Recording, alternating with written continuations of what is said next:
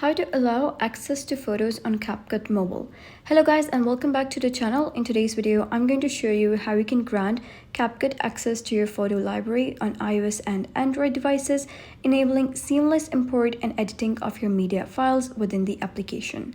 So first of all, you gotta head over, open CapCut application, and then you gotta click on edit, and then you gotta click on new project, or you gotta click on photo editor. So you gotta select the option that says grant access to your photos or gallery. So however, if you're not able to get that option and you're not even able to use photos within CapCut, you're gonna head over to your settings, and here you gotta click on applications, and over here you gotta search for CapCut. So simply click on CapCut, and once you do so, here you gotta click on photos, and then you gotta click on full access. That way you'll allow CapCut to get full access to your photos.